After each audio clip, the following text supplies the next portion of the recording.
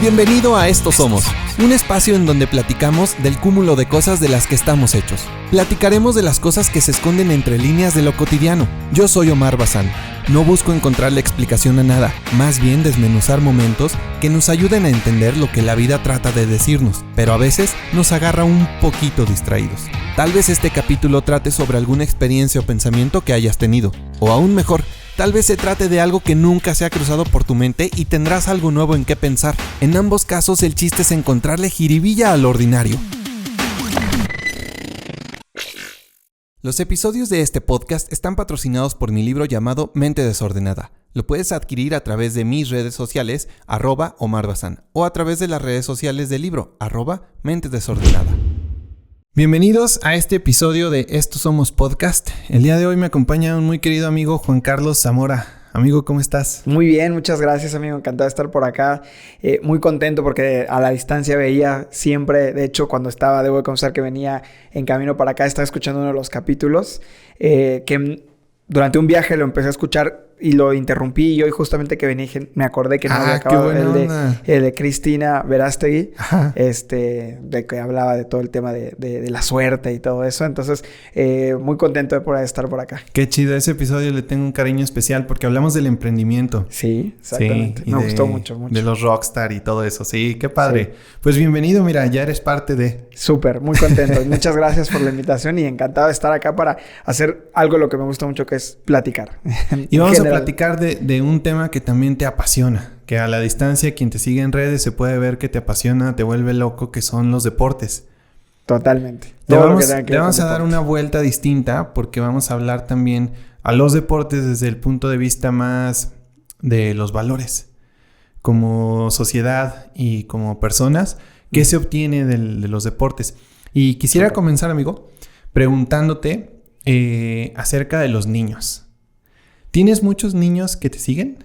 Pues cada vez son más porque con la nueva etapa digital, ajá, las edades de las personas que están en ellas van descendiendo, y también porque en los partidos hay muchos niños que me toca estar, entonces es padre convivir y ver pues que desde chicos les inculcan en sus casas este amor por el deporte. Entonces no son muchos, pero cada vez sí he visto que son más los que de pronto te escriben o nos ven en las transmisiones y demás. Ya.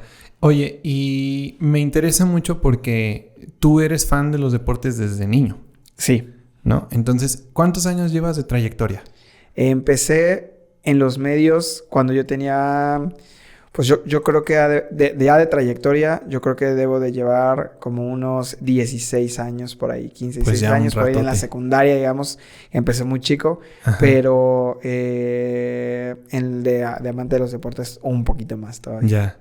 Y justo me interesa mucho ver si tú has notado un incremento o un decremento de niños aficionados a los deportes desde nuestra generación. Es decir, yo me acuerdo que yo crecí viendo a Osorno, a Cepeda, ese Atlas, ¿no? Sí. Yo era esa generación de Abundis, sí, Cardoso, todo eso. Entonces yo crecí como en un núcleo de niños súper apegados al fútbol.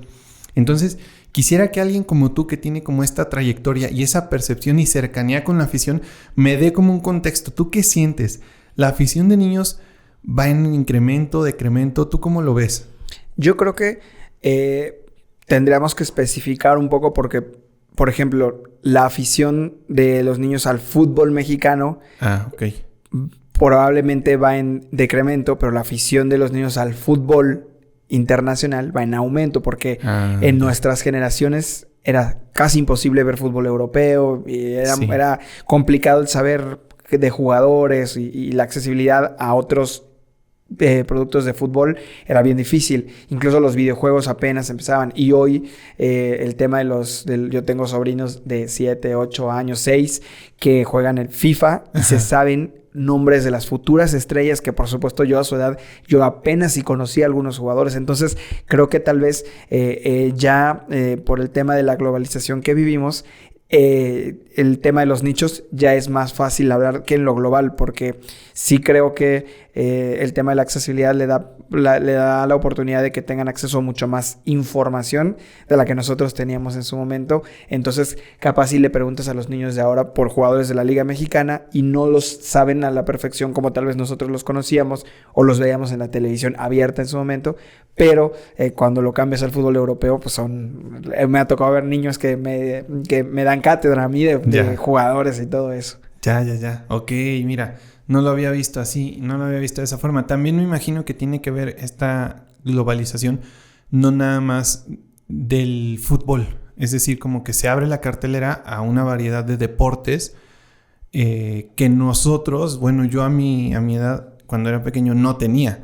Claro. Estaba muy capitalizada la transmisión por televisión abierta del fútbol, nada más. Sí. Ahora no es que la transmisión abierta transmita otros deportes que casi sí, pero no tanto. Sí. Pero pues ya tienen acceso a ellos por medio de miles de otros medios, ¿no? Sí, no, totalmente. Y es una realidad porque yo tengo así como muy en mente muchas historias de amigos generacionales que cuando buscaban otras opciones de deportes, pues eran los amigos que de pronto los papás les gustaban los deportes. Ajá. Y se compraban las famosas antenas satelitales para agarrar canales de satélite de Estados Unidos y que eran como mucho más complejo y entonces pues no todos tenían acceso. Bueno, por ejemplo, en mi caso que mis papás no eran tan de deporte, pues mis papás no veían mucho, es más, ni siquiera casi veían fútbol. Entonces yo no veía muchos deportes, pero sí tenía amigos que sus papás eran súper de deportes. Y entonces a través de este tipo de cosas eran como que los hacks de los papás de ese tiempo y ellos sí veían esos deportes. Y hoy la verdad es que pues es mucho más sencillo para los niños y hay, por ejemplo, el World Padel Tour que ahora que está muy de moda y ves niños viendo el pádel a través de su celular. Sí. El tenis, el americano, el béisbol, todos estos deportes que hoy ya tienen incluso aplicaciones propias de las ligas para poder verlo con una facilidad. Entonces creo que sí, ellos tienen esta oportunidad de ver muchísimo más fácil de relativamente deportes más allá del fútbol, que luego era difícil antes. Era difícil. Sí. Ahora, tú estás en contacto con el deporte no como deportista profesional, sino que tú te dedicas a la generación de contenido deportivo de manera profesional, ¿no? Así es. Entonces, los medios de comunicación, amigo, ¿qué impacto crees que tengan en la sociedad actual? Es decir, ¿cómo los medios de comunicación hoy en día pueden fomentar valores en la sociedad? Estoy pensando en los niños. Sí, es muy alto porque justo hablando de este tema de la televisión abierta, pasamos en pocos años a la penetración que tiene la televisión abierta.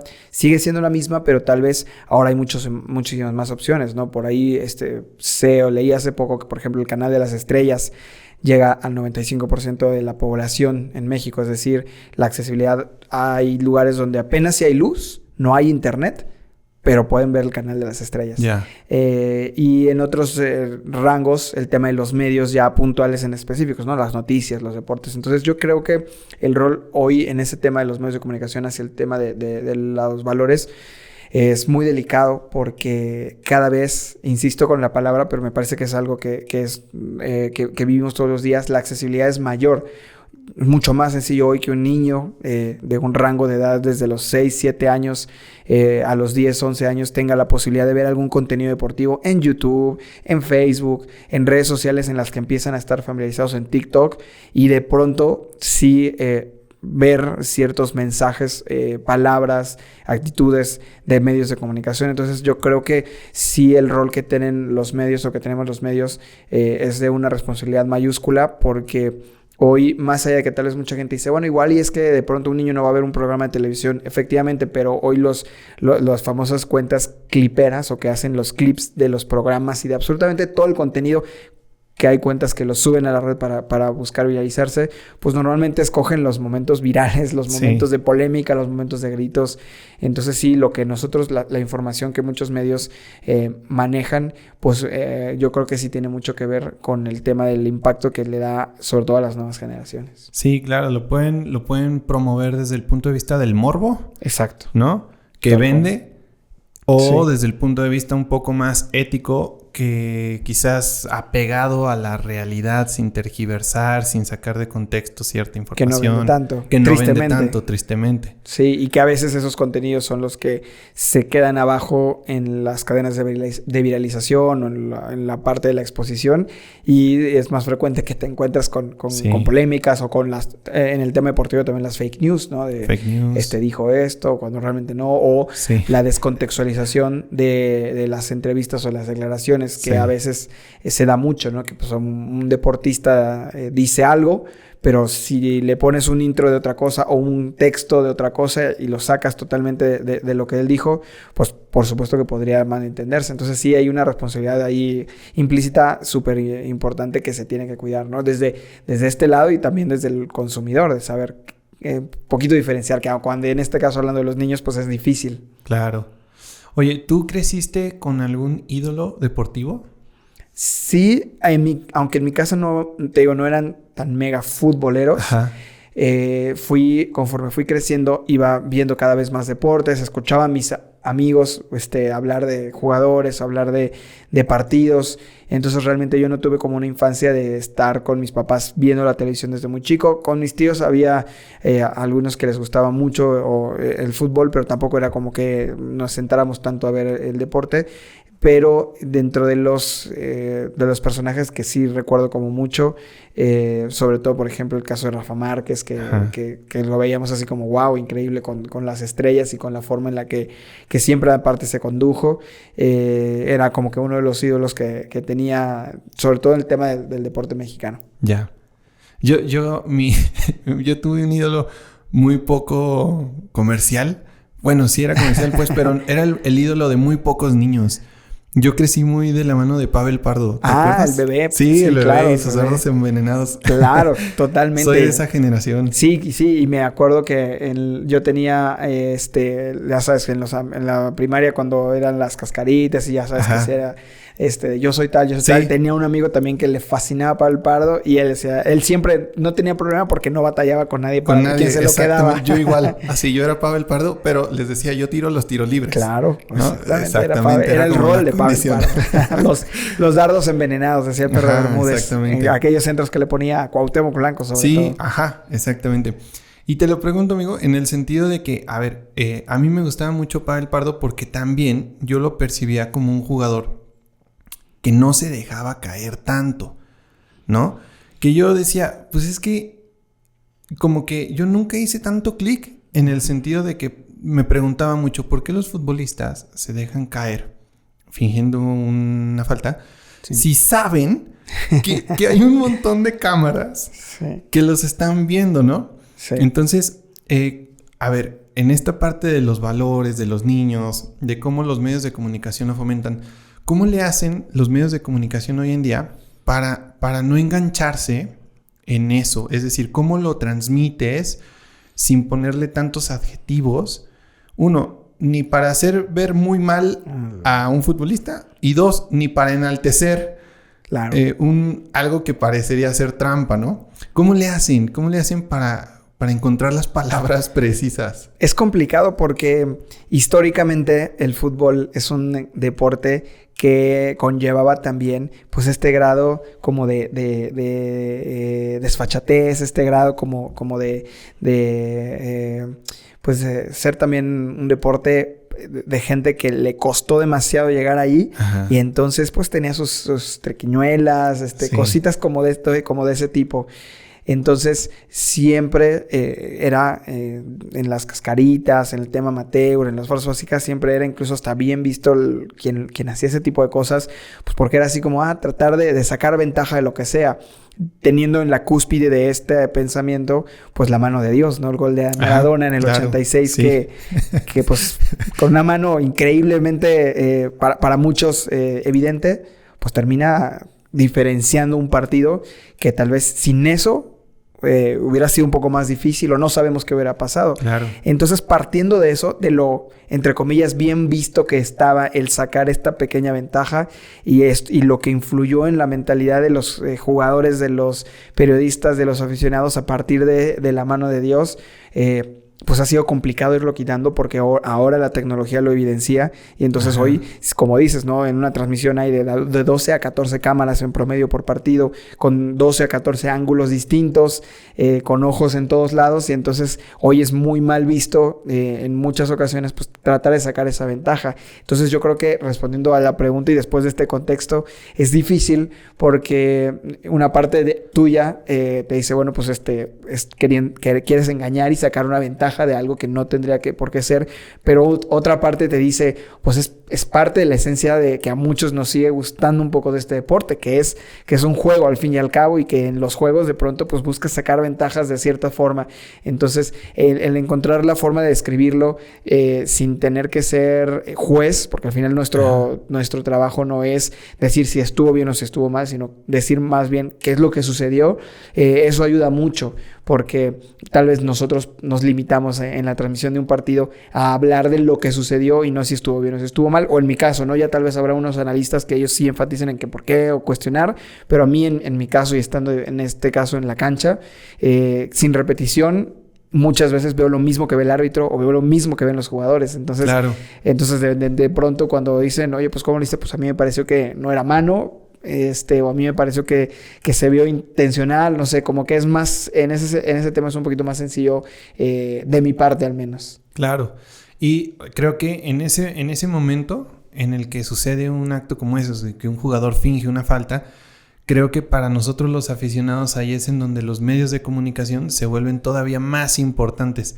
Es decir, no es lo mismo verlo por un canal que por otro, en donde los comentaristas se enganchan, ¿no? O a veces hasta ofenden. Claro. Sí, claro. A los futbolistas. Y se va volviendo, y mira, yo lo entiendo, se va volviendo como un show. Sí, o sea, se va volviendo un show. Ahora es el show de la cancha y el show de los micrófonos. Claro, totalmente. A mí no me encanta tanto porque siento que distrae del deporte en sí. Sí. Pero ahí es en donde creo que los medios de comunicación tienen esta facultad de poder apoyar a construir valores en la sociedad, ¿no? Totalmente. Y es un debate muy fuerte en este momento en la industria de los medios deportivos, sobre todo de quienes transmitimos fútbol, porque tenemos como esta eterna lucha de los ratings, de los números, de la notoriedad. Entonces hay un bando que considera a estos espacios de las transmisiones como entretenimiento y como parte de un medio de comunicación. Pues el objetivo es entretener al costo que requiera, y si esto es haciendo más show, pues es más show. Y hay otros que dicen, no, nosotros nos limitamos a transmitir lo que está sucediendo y bajo el concepto y las reglas de lo que tiene que suceder, y no como entretenimiento. Entonces, a mí en lo particular creo que puede haber un equilibrio, pero sí hay esa responsabilidad, porque hoy también está muy de moda el tomar bandos con los equipos al que eres aficionado. Entonces, hay un sector fuerte de la gente que a la gran mayoría sí les gusta pues escuchar el partido con la transmisión, que sabe que va a apoyar a su equipo, y pues cuando juega de local tal vez un América y pues las televisoras ponen a los o es una transmisión pensada para la gente que le va a la América. Evidentemente, si tú no le vas a la América y tu equipo juega contra el América, pues te va a parecer la peor transmisión del mundo, porque, pues sí, si hay un error arbitral en contra del América, pues se va a resaltar más. Si hay un gol del América, se va a resaltar más. O sea, sí son transmisiones pensadas para los aficionados del equipo local. Entonces, yo creo que eso es difícil a veces, pues con poder querer agradarle a todos. Es algo, pues casi imposible. Sí. Oye, amigo, ¿y tú te acuerdas de alguna transmisión en vivo que te haya tocado comunicar algún suceso de estos, alguna falta que no fue falta? ¿Y cómo lo dijiste? A ver si te acuerdas. Voy a tratar así de pensar alguna, porque sí nos toca mucho. Y sobre todo que a nosotros cuando estamos a nivel de cancha, parte de nuestra responsabilidad es justamente eso, el primer contacto de cuando sucede algo, pues él es la persona más cercana dentro de la transmisión, entonces siempre es el primero en estar, digamos, participando. ¿Y tú tienes de un lado al cuarto árbitro? No siempre, no. Siempre. Dependiendo de la posición de cada estadio. Ok. Pero generalmente estamos a un costado del equipo local. Antes sí, los comentaristas estaban justo en medio de las dos bancas, que a mí me parece que esa es la mejor posición, pero ahora como ahí está el VAR, están los comisarios, está el cuarto árbitro, entonces como que decidieron que esa zona fuera más como institucional. Ajá. Y entonces los medios con derechos de transmisión vamos a los lados de las bancas. Entonces, ok. Yo en mi caso estoy justo a la derecha de la banca del equipo local en los estadios que me toca.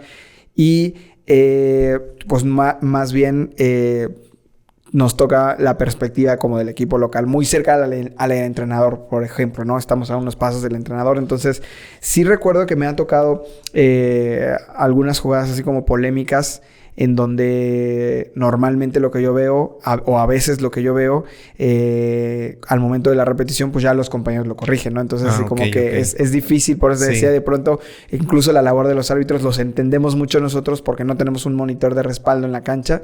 Entonces, de pronto tú ves una barrida, una jugada bien intensa y dices, claro, por la intensidad en la que se vio y la fuerza, una roja, por supuesto. Y ya después tal vez escuchas que en la transmisión dicen, no, le pegó primero el balón o no fue con los tachones. Entonces, tal vez ahorita de entrada, si me acuerdo de una, te interrumpo más adelante, pero ahorita no recuerdo si una que así haya sido como viente de que de esta situación que a veces es muy rápido. Muy rápido. ¿Qué pasa? Sí, exactamente. Fíjate que cuando yo jugaba a nivel amateur. ¿De qué jugabas, por cierto? Yo era central. Ok. Era central el de atrás, el que el grita, último, sí, el líbero. Sí, el líbero. Entonces, yo cuando jugaba a nivel de escuela, o sea, nunca fui profesional ni nada. Yo siempre soñaba que yo veía el fútbol y cuando a mi equipo le metían un gol que no debió haber valido, ya sea que fingió una falta dentro del área y penal, ¿no? Yo siempre soñaba con que un jugador aceptara que no había sido falta y nos regalara un gol, ¿sabes? Como que dijera, no manches, no fue falta, ¿sabes qué? Me caí por otra razón. Sí. Entonces voy a meter un autogol en mi portería porque no vale, porque no debió haber sido, ¿no? Ese era mi sueño. Y yo siempre decía, si yo fuera futbolista, eso digo, ¿verdad? Eso digo. Si yo fuera futbolista, quisiera intentar hacer eso, ¿no? Entonces yo pienso que si un futbolista en el mundo hiciera eso, bueno, nunca lo he visto, a lo mejor se ha dado, pero sí, no, ha habido muchos casos. ¿Sí? Por ejemplo, en el fútbol inglés. Profesional. Profesional, en algunas ligas de segunda y tercera división. No recuerdo qué equipo de la segunda liga, la liga justo abajo de la liga inglesa, también con un entrenador, no me acuerdo si era Claudio Ranieri, un entrenador también de los de renombre. Sucedió algo así y el entrenador fue el que dio la indicación de que permitan al rival que yo pienso nos marque. Que podría ser como una especie de... O sea, se podría ser tan famoso como el que se hace famoso por dejarse caer, totalmente, ¿no? Sí. Un fair play al extremo. Exactamente. Sí. O sea, yo veo como ahí un área de oportunidad. Totalmente. O sea, digo, y a México ya tuvo la oportunidad y fue una polémica muy fuerte. No sé si la recuerdes, pero... No me acuerdo ahorita si fue la Copa de Oro del 2017 o de 2019. La semifinal México contra Panamá. No existía el VAR. Y hay un penal que todos sabíamos que no había sido penal. Porque se barra el panameño, el brazo, pues no hay forma de que no hiciera contacto con el balón. Y lo cobra Andrés Guardado. Y en una de las transmisiones... porque después se escucharon los audios. No me acuerdo en cuál fue... los narradores sí le decían así como... Y sobre todo creo que de las panameñas.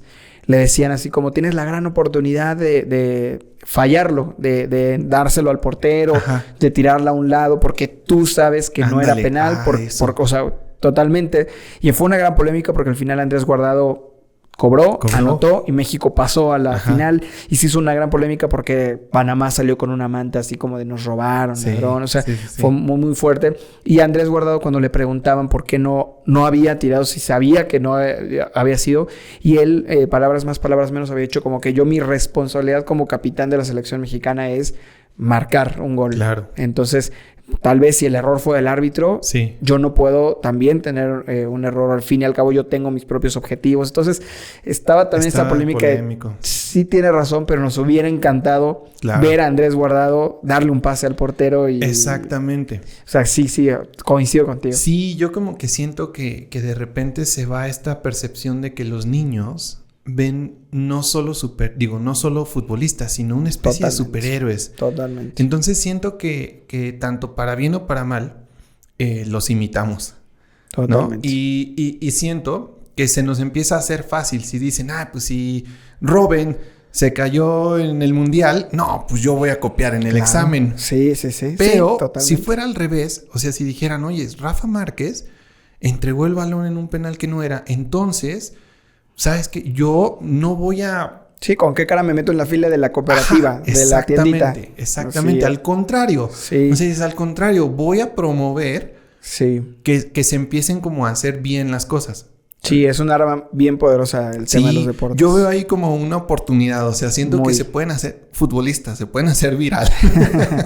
No, totalmente, y marcar un ejemplo. Y que te digo que sí ha habido varios en el mundo en ese sentido, ¿no? De jugadores que por ejemplo, me han salido pronto así videos en la liga alemana, creo que fue uno de ellos, en donde un jugador se resbala, el árbitro había marcado penalti y el jugador va con el árbitro y dice, no, me resbalé, y los propios rivales van y lo abrazan y le agradecen. O sea, claro.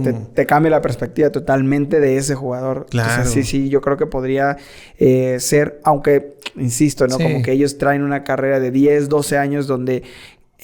gracias a ese tipo, en gran medida gracias a ese tipo de detalles, tal vez muchas veces ellos han sobresalido. Y pues creo que tendría que voltearse a las bases del fútbol para que ahí los formadores fueran los encargados de hacer hincapié en que lo que antes los formadores del pasado te lo aplaudían, que los formadores hoy del presente y los del futuro lo señalen, para que cuando lo hagan se sientan señalados, y entonces no es como, mira, lo hice y ganamos con un penal mío que no era penal, sino todo lo contrario. Sí, claro, exactamente. Creo que puede haber iniciativas desde la parte de directivos, no en castigar, sino más bien en premiar las buenas conductas, ¿no? En premiar el fair play que tanto se ha buscado. Mucho. Que si no me recuerdo había una propuesta de una parte de gente de la FIFA de tener como tarjetas azules como para el fair play, para este tipo de cosas y que tuvieran cierta validez. No ha prosperado mucho, pero seguramente en algún futuro así lo haremos. Hoy ya se dan, por ejemplo, los premios de fair play en los torneos al equipo con menos tarjetas amarillas, con menos tarjetas rojas, que te habla tal vez del buen comportamiento de los equipos. Entonces eso poco a poco como que va sumando a este clima y a este ecosistema. Qué chido, no sabía eso. Sí, de ir mejorando un poco justo en eso para evitar pues los engaños, y más que ahora, como dices, ¿no? Con toda la tecnología que se tiene, pues ya es evidente que no puedes ni engañar al árbitro. O sea, no hay forma, tal vez, si es un error, va a ser un error de percepción del árbitro, pero ya no es un engaño como antes. Claro. Me dejó caer y demás. Fíjate, ahora que tocas ese tema, ¿tú sientes que la ética ha ido transformando al deporte a través de los años? Sí, solo no sé si para bien o para mal, porque con la visibilidad que hoy tienen los deportistas profesionales y al ser figuras públicas, comienzan a ser figuras públicas de 24/7. Sí. Y no solamente de los momentos de sus deportes o de sus partidos. Entonces sí, ya es mucho más cuestionado. Hoy vemos casos de jugadores que sus equipos van mal, ellos van a los conciertos o se les ve tomando o haciendo cosas, y hoy se hace un mega escándalo, cuando antes tal vez los jugadores que hoy son sus entrenadores o que son los directivos, pues también lo hacían, pero pues no existían los teléfonos, no existían. Claro. Entonces, como que hoy sí el tema de las redes sociales y de todo eso, pues a la mala ha hecho que estos valores de, oye, pues hay que portarse bien, porque muchas veces incluso para los jugadores no es como porque quieran al 100%, pero sí ya les da cosa de, no, pues es que si salen y me toman una foto, tal vez si tú les dijeras, ok, no va a haber fotografías, te aseguro al 100% que no va a haber fotografías, ¿irías? Tal vez un 90% te dirían, claro. Pero hoy muchos dicen, no voy, no porque no quiera o porque sé que no debo hacerlo, sino porque no quiero dar esa imagen o no quiero meterme en un lío. Claro. Entonces, como que muy a la fuerza, pues se ha dado que estos valores que tendrían que tener ya por naturaleza de deportistas, pues sea como más por el entorno que nos está rodeando.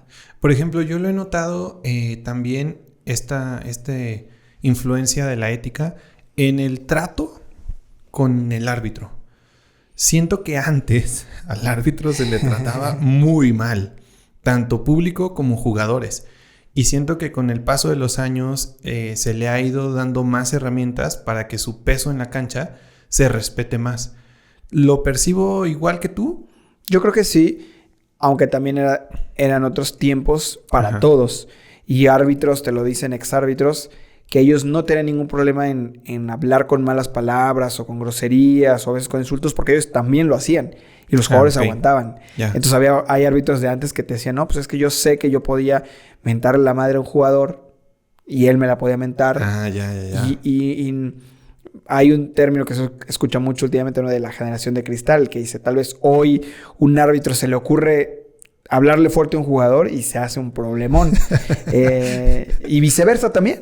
A un jugador le habla fuerte a un árbitro y se hace un problemón. Entonces, tal vez son generaciones distintas, ¿no? Porque, pues antes cosas que no eran mal vistas, incluso hasta insultos que hoy son considerados homofóbicos, en ese momento, pues en las canchas era muy común y no lo tomaban desde ese sentido, desde esa perspectiva de género.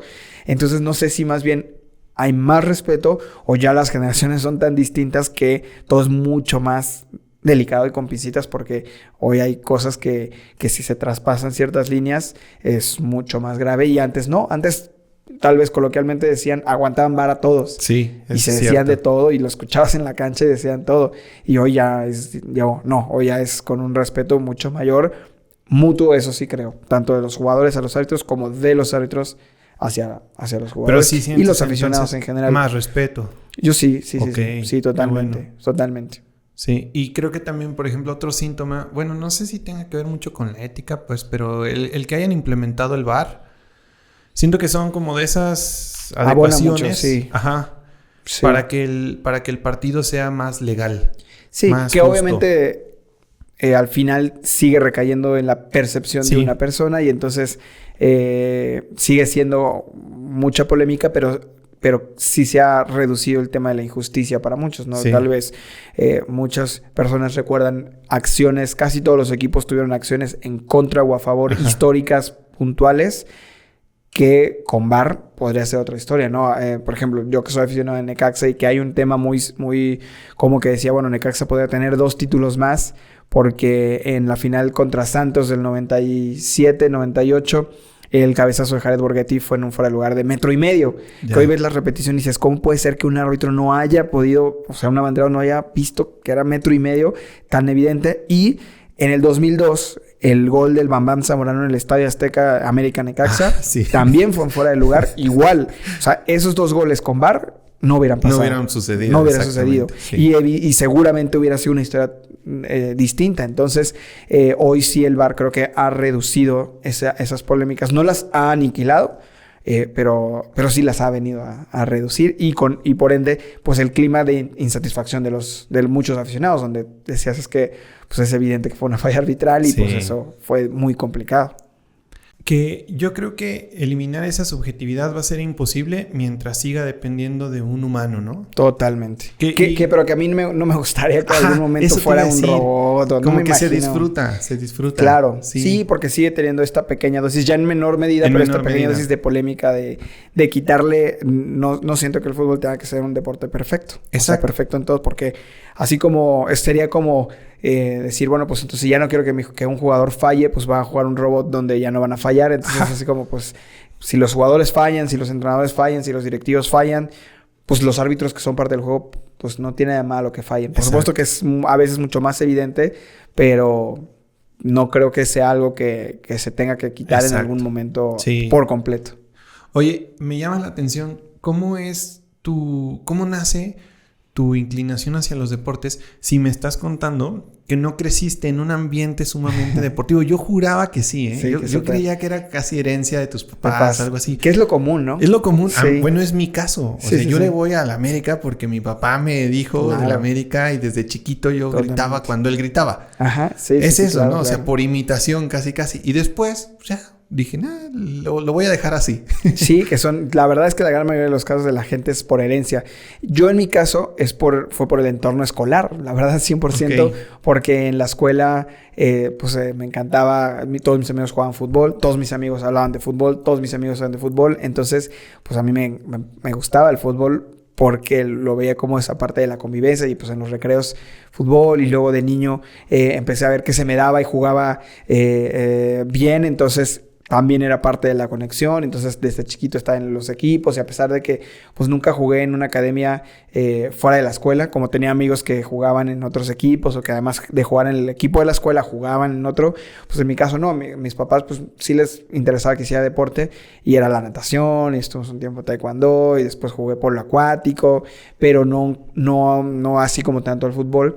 Y entonces, como te decía, ellos tampoco veían los fines de semana en mi casa, no era que, vamos a sentarnos a ver fútbol. O mi papá no era de que, ya va a ser tal hora y el fútbol. Entonces, por eso también, en parte, como la afición al Necaxa, porque cuando llega el equipo a Aguascalientes, pues era la primera vez que había jugadores profesionales en Aguascalientes. Y entonces me metieron ahí sí a la escuelita de Necaxa.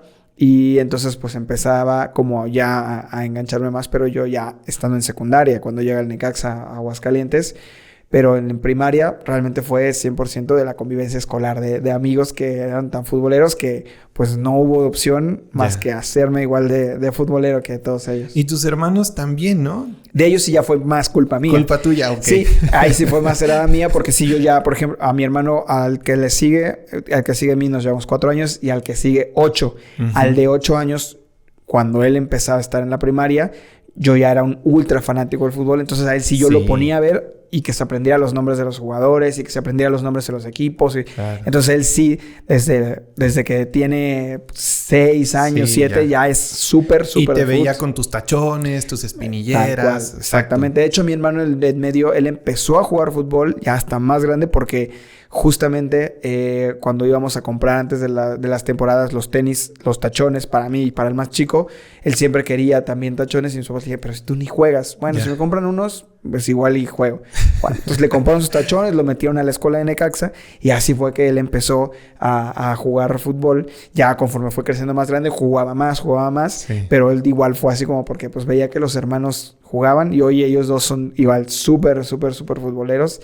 Y mis papás fue al revés. Nosotros pues los hicimos a ellos. O ya mis papás igual ven partidos, ven todo. Claro. Pues ya no les quedó, imagínate, 3 hijos, los 3 futboleros. Entonces ya ellos se han empapado. Sí, aparte viendo tus transmisiones. Sí, que de pronto por ahí les hacía de broma a mis papás que no sé, pues me toca un Necaxa Mazatlán o un Necaxa Atlas 0-0, cosas así, y que decían, bueno, pues yo estoy contento porque sé que si hay 10 personas viendo, 2 están en mi casa. Ándale, entonces, exactamente. Y ellos sí se avientan cualquier transmisión en la que yo esté, no importa quién juegue, no importa la hora, no importa el día, lo ven. Qué bonito. Entonces sí, ya es padre porque ya se hicieron futboleros, ya saben. Sí. Entonces ya ellos incluso con sus amigos, sus amigos les preguntan a ellos, oye, por cierto, ¿y cuándo juega tal equipo hoy? Y ellos ya saben como más de fútbol, ya saben de jugadores, ya saben de todo. Y cuando no me escriben, oye, me están preguntando esto. Sí. Y ahí les digo, diles de esto. Saludos a tus papás y hermanos. Sí, saludos. Te lo pregunto porque quisiera ver si tú que estás en contacto tan directo con los futbolistas y que incluso a muchos los conoces en persona y que incluso con muchos llegas a platicar hasta hacer amistad. ¿Has tenido algún caso de liderazgo que te venga a la mente? ¿De liderazgo como en qué sentido? Como de algo que tú digas, híjole, qué buen líder y que te haya enseñado cosas a ti. Que te hayas llevado lecciones de esa persona, de esa situación y que las puedas aplicar a tu carrera, a tu familia, a tu lo que sea. Sí, hay muchas. A mí algo de lo que me gusta mucho de mi profesión es tener la oportunidad de estar tan cerca de los deportistas, porque los deportistas para mí son una especie aparte de todos, porque la gran mayoría de ellos es gente que sacrifica muchos años de su vida para lograr un sueño que tuvieron de niños. Y que en verdad sacrifican lo que sea necesario para hacerlo. Y eso te forja un carácter, eso te forja también una personalidad. Y la gran mayoría de los deportistas, y en mi caso que sobre todo convivo mucho con futbolistas, pues son así, son aguerridos, son luchadores, son líderes natos, porque además en sus entornos se convierten en un ejemplo, se convierten además en un sostén no solamente anímico, sino económico de mucha gente. Claro. Entonces ellos se convierten en esta piedra angular de sus entornos, de sus familias, y eso te contagia totalmente, ¿no? Porque conocer y escuchar historias del deporte, de cómo gracias a a este sueño y gracias a esta voluntad y gracias a este esfuerzo que hicieron y esos sacrificios pudieron cambiar su entorno y el de su familia, porque la gran mayoría de los deportistas del mundo y de los jugadores del mundo vienen de situaciones complicadas y de entornos que bajo circunstancias normales pues tendrían 5, 4, 3% de posibilidades de triunfar, de crecer, de ser exitosos, y ellos son ese 1%. Entonces, pues eso, por supuesto que escucharlos y que te cuenten de pronto decir, pues es que yo crecí en una calle sin pavimentar y yo trabajaba a mis 11, 12 años, me iba de ladrillero con mi familia y después regresaba y jugaba fútbol, pero yo sabía que esto era esta arma de motivación que yo decía, yo voy a hacer esto por mis papás, y que muchos de ellos, la primera cosa que hacen cuando empiezan a ganar dinero es comprarle una casa a sus papás o a sus mamás. A mí me parece como una lección durísima, ¿no? Porque quienes tuvimos la posibilidad de crecer tal vez en un entorno un poco distinto a ello, pues a veces no dimensionas los sacrificios que los padres pueden hacer y que las familias pueden hacer. Y cuando cuentas o escuchas de pronto historias así donde pues no había la posibilidad, donde no tenían ninguna probabilidad de salir adelante, pues por supuesto que te motiva. Y entonces yo muchas veces me gusta por eso como entablar este tipo de relaciones, porque más allá de lo profesional y más allá de lo que puedan hacer o no como jugadores y de poder gustarles a unos o no, el 100% de los que están ahí tienen una historia de éxito detrás, y hoy en la Liga Mexicana se registran al año 450 jugadores profesionales en un país de 130 millones de mexicanos. Sí. Entonces, ser una de las 450 personas que está haciendo lo que tal vez 100 millones quiere, seguro requirió de algo mágico o extraordinario detrás para estar ahí. Y entonces siempre el convivir con esas personas que te impregnan eso así como de todo, por supuesto que te deja lecciones que te hacen abrir los ojos bastante. Sí, se vuelven personas con mucho carácter, ¿no? Mucho. Muy luchadoras. Sí. Muy disciplinadas. Mucho. Sí. Y que muchos de ellos dejan su casa a los 12 años, a los 13 años, en plena formación tal vez, y que entonces ellos se convierten en sus propios padres, y luego después a sus 15, 16, 17 años, o si debutan entre los 18 y 20, se convierten en padres de sus padres y de sus tíos y de sus hermanos y de sus primos, y cargan con familias enteras. Sé de jugadores que mantienen a 40, 50 personas. Entonces, pues todo eso te sorprende. Por supuesto que como en todos los entornos hay casos donde pues de pronto no, oye, pues sí, este jugador se va de fiesta, ese jugador, y a veces no es justificable, pero yo al menos lo entiendo desde la parte de decir, pues sí, porque tal vez él, mientras tú estabas de fiesta a tus 16, 18, 20 años, pues él entrenaba 7 horas, 8 horas, y no tuvo quien estuviera al lado para decirle, oye, esto está bien, esto está mal, y pues las circunstancias de su vida le hicieron crecer así. Pero hay muchísimos que no, que lo entienden y maduran muy rápido, y son ejemplos en verdad de vida. Por eso te digo que me gusta mucho estar cerca de los deportistas, porque pues son el ejemplo, ¿no? De que todo lo que se tiene que hacer para cumplir un sueño, y que además también ahí viene la dosis incluso de fortuna. Hablando del tema de la suerte del podcast que te digo que venía escuchando con Cristi, y que decía ella que tal vez ella no creía mucho en la suerte. A mí me parece, por ejemplo, al menos lo que yo he vivido en el tema del deporte, ahí sí hay suerte, porque a veces, no sé, hay jugadores ultra disciplinados, muy buenos técnicamente, muy buenos físicamente, pero que jugaban, para los que saben fútbol les pondré el ejemplo, en un esquema de 4-4-2, y el entrenador del primer equipo cambia y ahora juega con una línea de 5. Y entonces si él era el medio por derecha muy bueno, pero en la línea de 5 necesita un carrilero, pues entonces ya no debutó, y entonces el que era el carrilero, que tal vez ni siquiera jugaba, es el que debuta. Entonces ahí sí es suerte y circunstancias. Entonces eso es como que todo lo que ellos viven en su entorno. Claro, 2 personas que hacen el mismo esfuerzo, que se dedican el mismo tiempo, que le ponen las mismas ganas y que son igual de buenos, pero juegan en diferente posición. Tal cual. Va a debutar el que se requiera. Tal cual. Sí, y que hoy la inteligencia deportiva en los equipos ya está hasta por años hacia adelante. Entonces hoy los equipos dicen, yo tengo un extranjero que va a estar conmigo tal vez 3 años, entonces cuando él se vaya no quiero comprar otro extranjero de esa posición. tengo 3 años para encontrar a un jugador dentro de mis fuerzas básicas o mi cantera para que cumpla ese rol. Y entonces, en esos 3 años, empiezan a buscar y entonces dicen, mira, de los 8 que hay, pues estos 4 podemos darle seguimiento y luego hay que esperar que estos 4 como crecen, como maduran, tal. Pero ya incluso hasta eso, pero entonces es una posición de 11. Entonces, si tú no juegas de esa posición, pues tal vez no vas a debutar porque el equipo desde hoy está pensando que no va a necesitar a alguien en tu posición cuando tú tengas la edad de debutar. Entonces ya es así el fútbol incluso. Ya hasta desde esa perspectiva, imagínate, ¿no? Lo que es ese tema.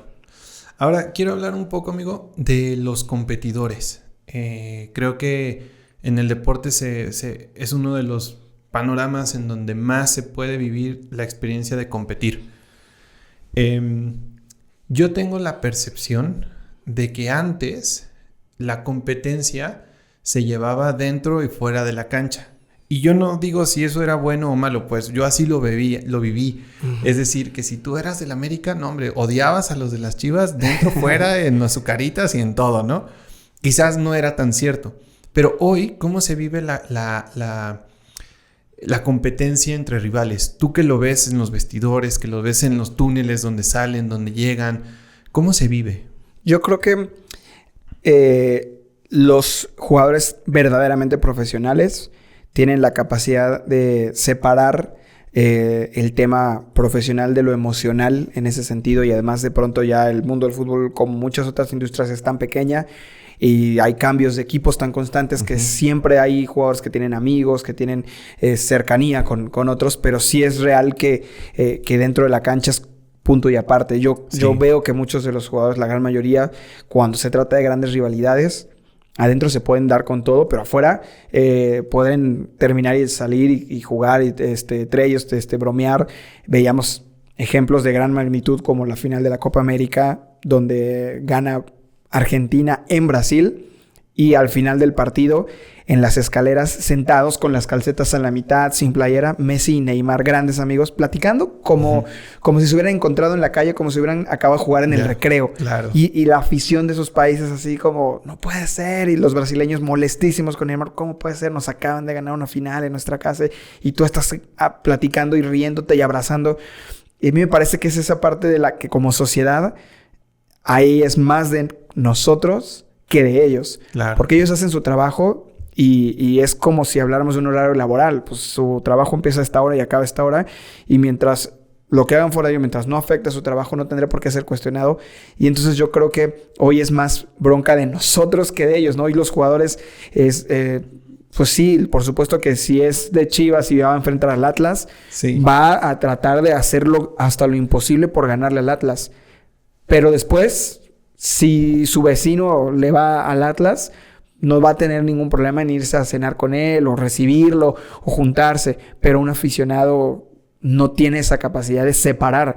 Y para el aficionado, si su equipo pierde y si ve a uno de los jugadores de su equipo cambiar playera con el rival, es una falta de respeto, pero es para ellos. Entonces, yo siento que los jugadores sí son profesionales en ese sentido y saben para qué se les paga, pero la gente todavía no ha podido entender pues que ellos, ese es su trabajo, pero ellos no pueden sentir y vivir lo mismo. Por supuesto que no la mayoría, ¿no? Hay jugadores que sí, te lo decían, y sea yo por política no cambiaba camisetas. Si yo jugaba en Chivas, no iba a cambiar camiseta con el de América, ni de broma. Sí. Pero son pocos los jugadores. Pero yo siento que sí es más como del entorno y nos incluye a los medios también. Claro. Los medios de pronto, pues sí, a veces no logran muchos entender eso, ¿no? De que, oye, pues sí, ya acabó el partido y no tendrían por qué empujarse o seguirse insultando o gritarse o no hablarse.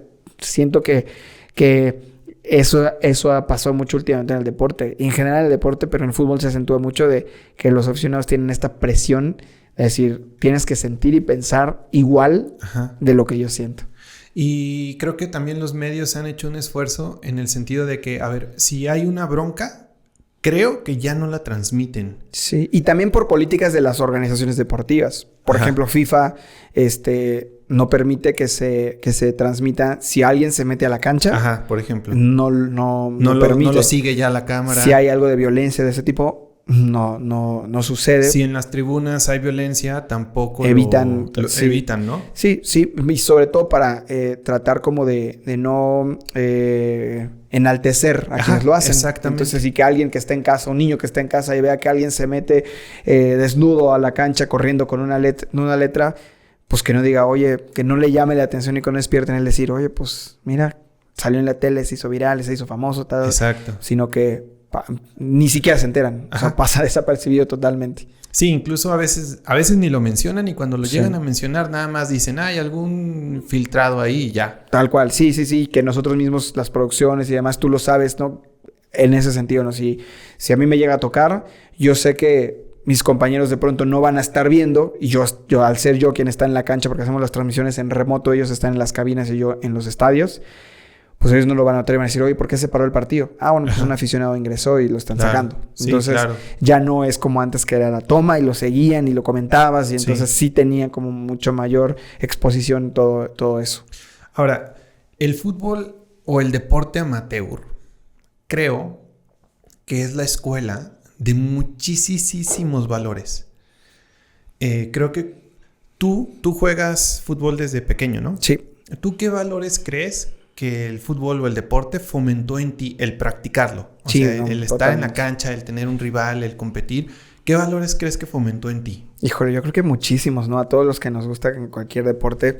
Desde, por ejemplo, el tema del respeto, el tema de el poder tener responsabilidades, aunque sean mínimas, el trabajo en equipo, el tema pues también de esta como solidaridad, de la empatía, como que todo lo que va generando y sobre todo los deportes en conjunto que te ayudan a tener estas convivencias, la tolerancia, el poder saber manejar la frustración, pues creo que todo lo que conlleva el deporte en todos los niveles de formación. Exacto. Hasta, porque incluso el deporte formativo se da, aunque no quieras ser deportista profesional, ¿no? Cuando empiezas y te metes a un club o empiezas en la escuela, todo, pues ya estás haciendo deporte formativo.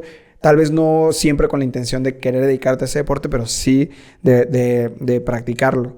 Y creo que desde ahí todos estos valores ya empiezan a darse de manera como, además, súper natural, que eso es lo que más me gusta. Eso es lo que más me gusta, que se dan de manera natural y es un panal de lecciones, de valores, de amistades, de muchísimas cosas.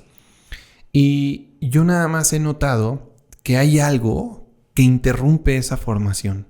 No sé si tú estés de acuerdo conmigo o no, pero yo cuando veo los deportes amateurs es cuando los papás se involucran. Es decir, siento que se forman muchas cosas muy buenas y de manera natural hasta que los papás metemos la cuchara. Como que debe ser difícil como papá, ¿no? Debe ser muy difícil. O sea, mantenerte... Exactamente. Pero ¿sabes qué? Siento que... A ver, yo he visto partidos de niños. Me ha tocado documentar así, de ir a filmar partidos de niños de primaria. Partidazos buenísimos en donde los papás se agarran a golpes. Sí. Ahí es en donde digo... Yo siento que el deporte amateur... A ver, siento que la vida ya tiene muchos problemas de manera natural. Siento que el arte, el deporte, tendrían que ser entidades que no generen más, sino que de alguna manera nos ayuden como solventes a solucionar los problemas que la vida misma nos da, ¿no? No como para tener más. Sí, que en teoría tendría que ser así. Creo que el problema es que debemos de partir de que los deportes generan pasión. Y la pasión no siempre puede ser controlada. Y entonces ahí ya las personalidades, el carácter es totalmente distinto. Entonces tal vez pedirle a una persona que sea como todas las demás y que no tenga esta dosis de pasión.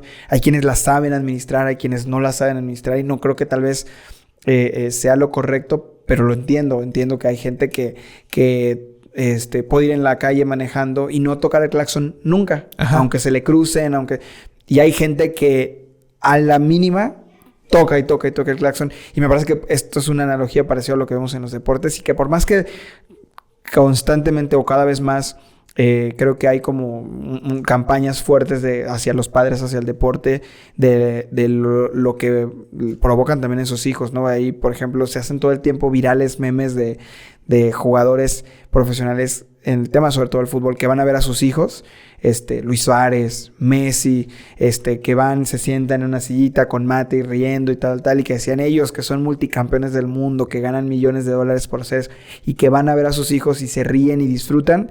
Y tú que no jugaste jamás profesional y les gritas e insultas al árbitro y al entrenador. O sea, pero pues ahí creo que ya el tema es como de las personas, ¿no? Que es tan difícil, será tan imposible creer que todos tendrían. Pero ahí ojalá que cada vez más los padres tengan esta inteligencia emocional y que sepan que ese es un momento vital para sus hijos, porque hay muchos que tienen ese recuerdo y que crecen con ese recuerdo. Y ya a mí me tocó, por ejemplo, muchos jugadores frustrados que han dejado los deportes no por la habilidad, sino por la presión y lo que les representa en su salud mental, la presión de sus papás. Es decir, es que a mí me fascinaba el nado sincronizado, una amiga.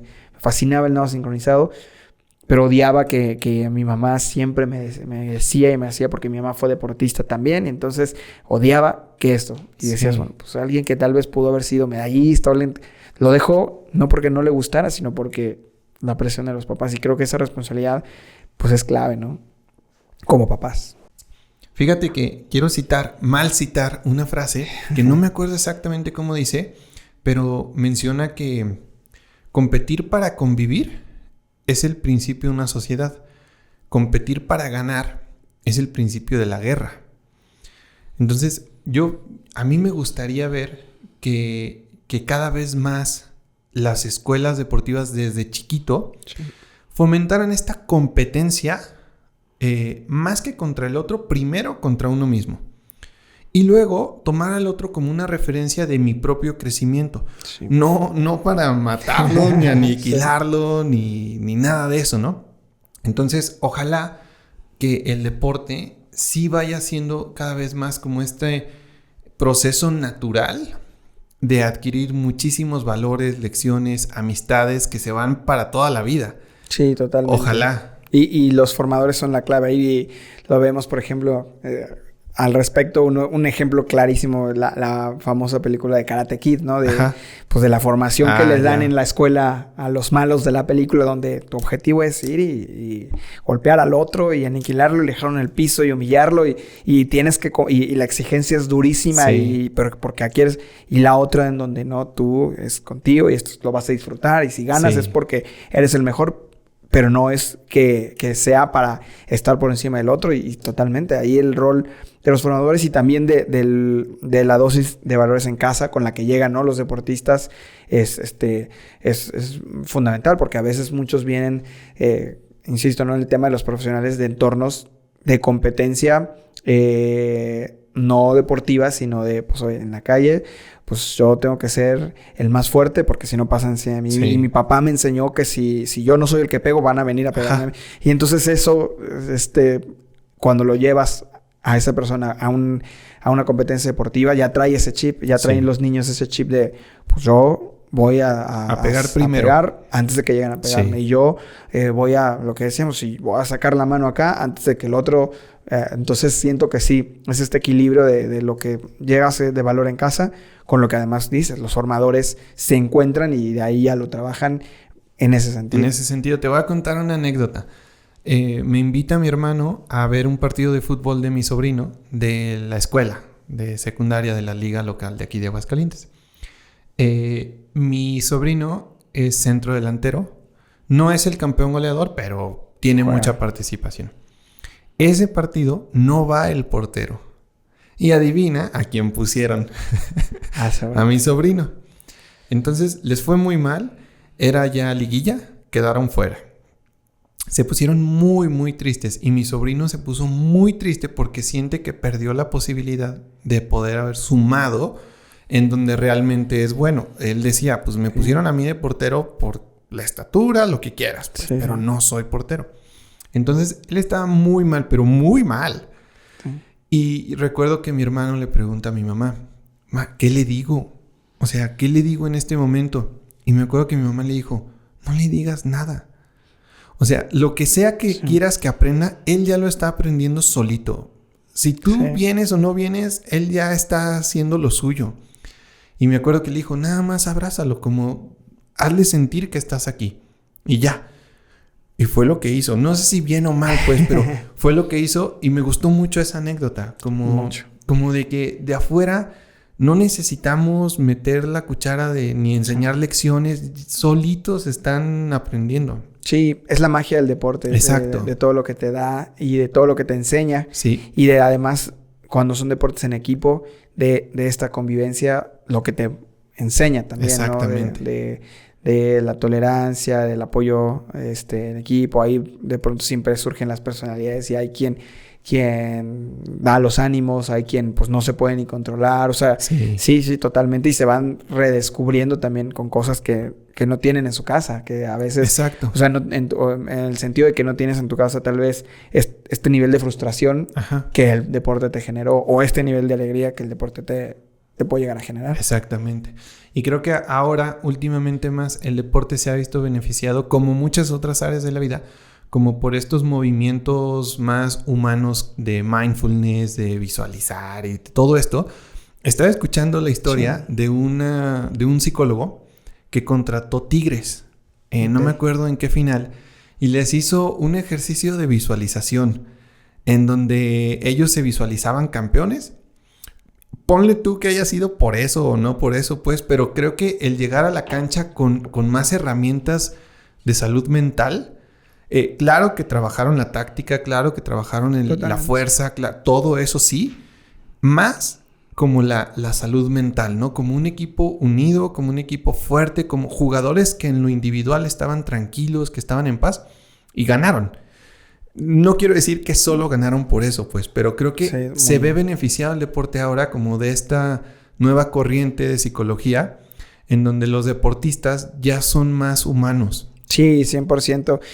Y hoy es ya muy común que todos los equipos tengan un área de psicología deportiva y tengan esta atención que antes no existía y que en México empezó, digamos, a tomar fuerza a raíz del 2005, el título de la Sub-17 de Chucho Ramírez, en donde él siempre lo dijo. Yo no trabajé tanto en lo deportivo porque tenía buenos jugadores, pero yo trabajé en la parte emocional y en la parte mental de convencer a esos jugadores que pertenecían a un país que históricamente pues nunca había ganado absolutamente nada en categorías juveniles, que no figuraba para nada, que ellos tenían todo para ser campeones del mundo. Y entonces, incluso hasta hay una película que hicieron donde salen algunos de los jugadores de esa generación, de Giovanni Dos Santos, Carlos Vela, Pato Araujo, donde hablan justamente de eso, ¿no? Se ve en esta película el proceso de convencimiento de que ellos estaban hechos para ser campeones del mundo y que no importaba si enfrente había otros niños, porque casi eran niños, con la playera de Brasil, con la playera de Argentina, con la playera de Inglaterra, de Francia, que eso no importaba, que al final y al cabo ellos eran capaces. Entonces, partiendo del convencimiento y de la tranquilidad de decir, tú eres bueno en lo que haces y por algo estás aquí. Y entonces a mí me parece que un claro ejemplo, ¿no? De eso, de cómo hay un parteaguas y te das cuenta que sí, que de pronto pues esa generación de niños que creció viendo que era posible y que ya después las siguientes generaciones no por nada volvió a México a quedar campeón del mundo en esa categoría y no por nada después de eso se hizo muy fuerte en esa categoría al grado de hasta ser campeón olímpico, en donde pues ya había una generación de jugadores convencidos al menos de que en ciertas competencias con ciertos niveles de jugadores ellos ya podían competir. Entonces a mí me parece que es un claro ejemplo, ¿no? Del poder de esto que dices, de esta salud mental, pues que es básica en la vida, pero que en el deporte pues les permite a los futbolistas como eso. Y contrario a eso, justo hace 3-4 días se hizo viral un video de un futbolista de una división justo debajo de la primera división de España, en donde el capitán del equipo pierde un equipo que le ha ido muy mal. Y entonces la afición les estaba gritando cosas como hacia la salida a los vestidores y él se acerca a gritarles y les dice, casi llorando, que él está muy mal, que todos están sufriendo al igual que ellos, que en su casa no puede dormir, que su familia está desesperada, así, o sea, es desgarrador el video porque dice, los entiendo, pero estoy igual, estamos igual y queremos hacer nuestro mejor esfuerzo, pero las cosas no nos salen, entiéndanos. Entonces hasta los aficionados se quedan así como, o sea, es como este shock de decir, wow, es alguien, un humano como yo, que yo lo veo como un jugador, pero es alguien que va a su casa y no puede dormir y también no puede comer bien y no puede, por la presión que yo le estoy ejerciendo. Claro. Entonces sí es muy importante ese tema. Sí, es cierto. No sé, imagínate que en una final entrevistaras a un jugador y el jugador te dijera, ¿sabes qué? Di un mal partido porque tengo agruras. Claro, sí. O sea, que puede pasar y muchas veces les ha sucedido, pero no lo dicen. Por supuesto. Porque no se sienten tan cómodos mostrándose tan humanos. Claro, o porque me estaba muriendo de miedo, no dormí. Ándale. Y estoy desvelado y entonces cansado y sí, totalmente. Sí. O sea, y a veces los idealizamos o la gente idealiza a los jugadores por los pocos minutos que los puede ver en un partido o en las entrevistas o en los programas y creemos o nos hacemos una forma de cómo creemos que son. Cuando tal vez hay jugadores que, por ejemplo, hay jugadores que son ultra tímidos, hay jugadores que son ultra serios, hay jugadores que son muy distintos a los que te lo imaginas, pero lo idealizas de cierta forma que al final ellos cargan con esa presión de la idealización que ya se hizo de ellos. Y entonces sí, también para ellos al menos es difícil y trabajar ese tema porque ya hay una carga extra fuerte. Que muchas veces de pronto hay algunos que lo dicen a veces suena choteado, pero hay jugadores que cuando les preguntan, oye, y hay presión por esto, y hay muchos que dicen, bueno, no, presión los doctores que tienen que salvar una vida, presión los jueces que tienen que decidir un juicio importante o la vida de algo, o sea, ellos tienen presión, yo hago lo que me gusta y a veces me saldrá y a veces no. Y son pocos los que tal vez tienen esa inteligencia emocional, pero es real lo que dicen, ¿no? O sea, le damos a veces demasiada importancia a algo que en teoría, como decía, esto está para entretenernos, que a otras profesiones que realmente tienen una trascendencia bárbara. Claro. Oye, fíjate, te quiero contar de un desencanto que viví, ¿no? Y no esa manera de preguntas, nada más esa manera de contarte y de rebotarlo con alguien que esté metido en el mundo de los deportes. A mí me gustaba mucho el box, verlo. Incluso lo he entrenado. Me gustaba mucho... disfrutaba mucho ver las peleas hasta que se empezó a volver cada vez más recurrente que durante las transmisiones te dicen cómo van las apuestas. Ok. Ahí empecé a sentir una especie de desencanto porque soy muy mal pensado. O sea, era como que en mi cabeza le metía ruido, un ruido innecesario para mí, que estaba disfrutando el deporte en sí, o sea, lo puro del deporte. Y decía, ay, pues, o sea, están 100-20 y de repente ganaba el de 20, ¿no? O sea, ganaba el no favorito. El no favorito. Y yo decía, o sea, era imposible no decir, pues ganó por las apuestas.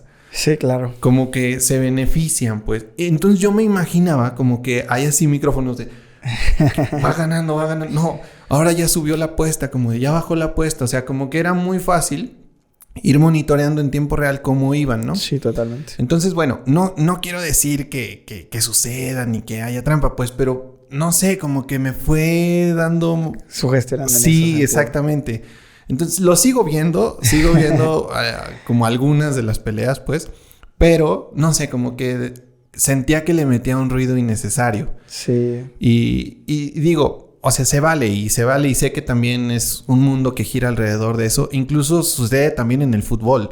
Sí. Que te dicen, si apuestas por el 0-0 ahorita, ganas tanto, ¿no? Sí. Y está bien, o sea, lo acepto, pues. Nada más como me pasó. O sea, fue como un desencanto. Y en el mundo del box siempre hay esas... Bueno, últimamente ha habido esa susceptibilidad, ¿no? Hay gente que dice, no tengo... la famosa frase, no tengo pruebas, pero tampoco dudas. Uh-huh. Y sí es susceptible el tema del deporte, las apuestas, la regulación que ha tenido y este tema de las apuestas deportivas que cada vez es más grande, cada vez es más importante en el mundo del deporte y que, pues por supuesto sí, para muchos genera esa susceptibilidad de decir, oye, pues ¿qué seguridad tenemos los aficionados o quienes disfrutamos del deporte? Pues de que efectivamente no hay algo detrás de que es que de momento han sido muy pocos los casos en el deporte mundial, pero los ha habido. O sea, sí ha habido casos de amaños, sí ha habido casos de cosas así. Hace poco en el fútbol italiano hubo algo muy sonado con jugadores de la Juventus, un jugador que aceptó que tenía problemas de juego y debía mucho dinero y pues obviamente en partidos pues tuvo que influir en cosas así.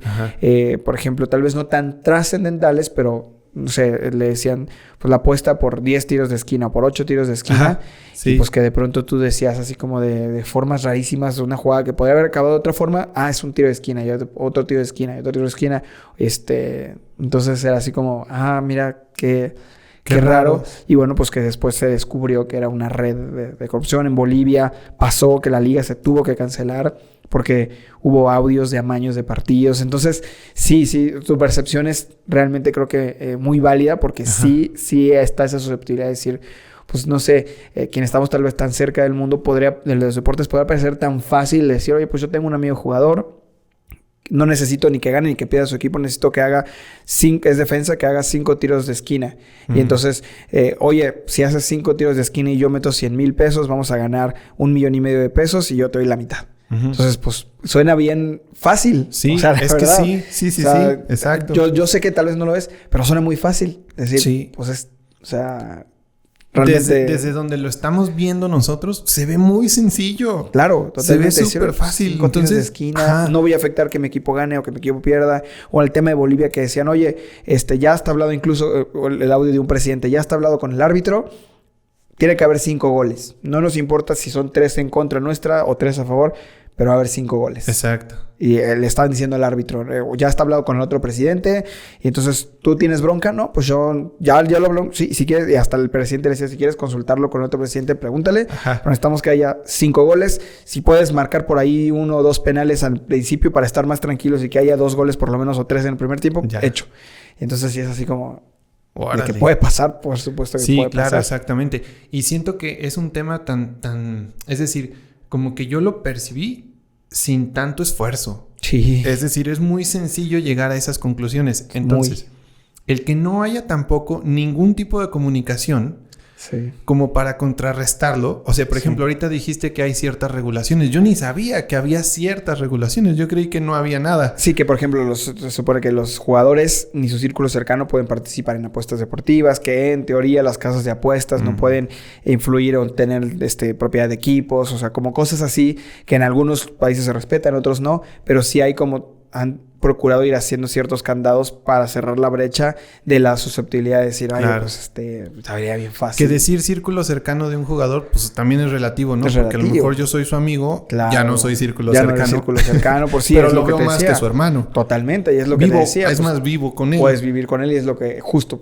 Pero no soy podría su hermano, ser sencillo. Pues yo soy círculo lejano. Sí, y es más, el jugador saca el dinero en efectivo y me da el dinero en efectivo y yo lo meto a la apuesta.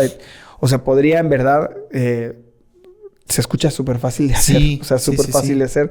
Pero ahí ya buscas como... En teoría está la integridad como del jugador. Cuando eran las peleas de Julio César Chávez en los 90s, yo creo que esto ya existía. Por supuesto. Simplemente yo no me enteraba. ¿No? O como dices, no era evidente que te aparecía. No era tan evidente. Sí. Que ya existían las casas de apuestas, pero no tenían el rol que hoy tienen. Exactamente. De visibilidad. Incluso los que van ahí a presencial, o sea, ahí mismo apuestan ahí y lo todo. Hacer, sí. Sin embargo, el que no lo hicieran durante una transmisión, que no lo hicieran como cada 5 minutos, pues no sé, como que te relajaba y pensabas y te concentrabas en el deporte. Sí, ahora yo estoy más pendiente de ver cómo cambia, de todo eso. Entonces, bueno, pero... Es una mega industria, ¿no? Sí, exactamente. Amigo, ya casi para terminar. ¿Tienes tú alguna anécdota de alguna personalidad del deporte que te hayas guardado durante mucho tiempo, que te haya marcado? ¿Algún jugador, algún consejo, alguna lección? ¿Alguien que te haya dado alguna píldora de sabiduría que nos puedas compartir? Sí, ha habido como varias, también compañeros de los medios narradores que tienen muchos años ahí en Televisa, que hay gente que tiene 25, 30, más de 30 años y que ha crecido junto con el medio como tal.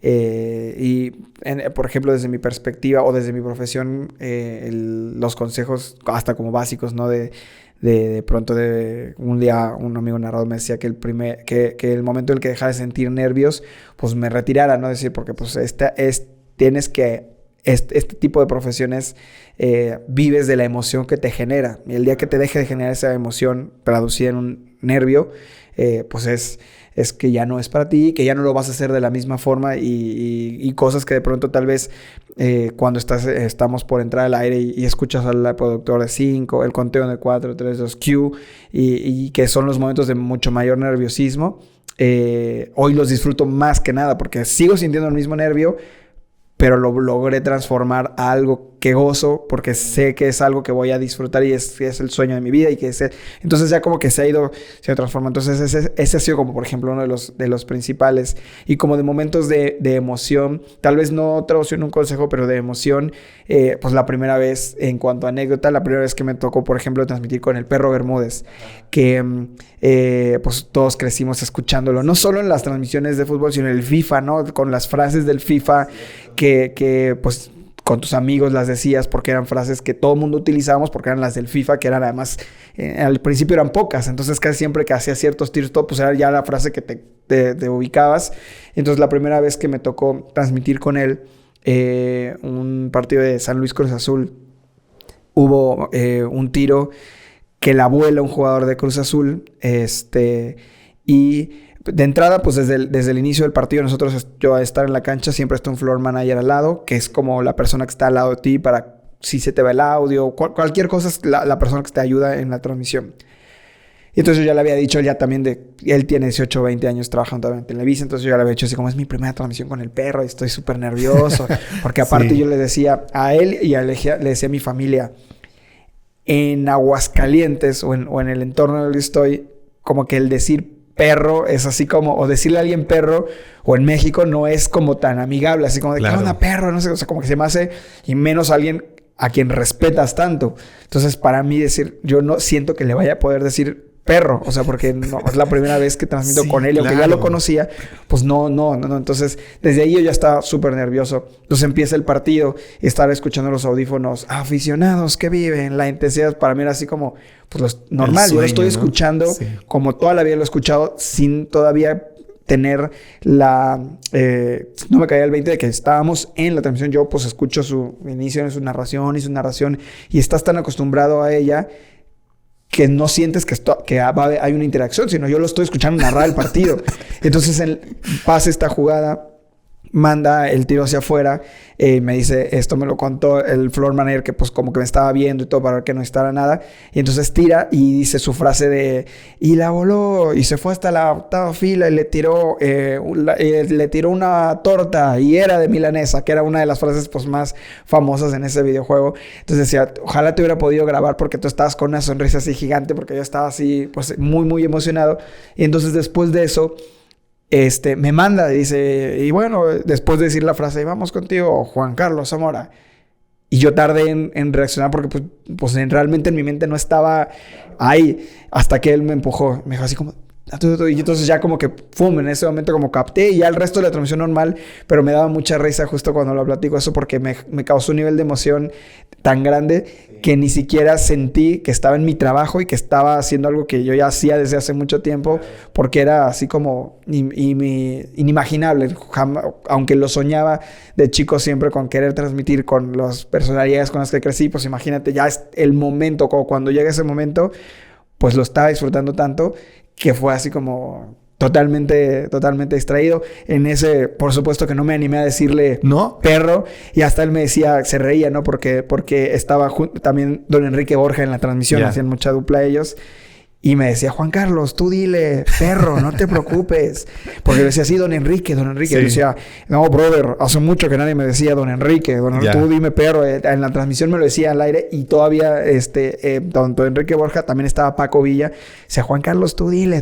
Ya después, él me llamó y me dijo, oye, con toda confianza, o sea, dime, así me dicen, no hay problema. Decía, Don Enrique, le prometo que sí le voy. No, dime, perro, no hay problema. Me causaba como ese conflicto. Porque además yo crecí en una familia donde...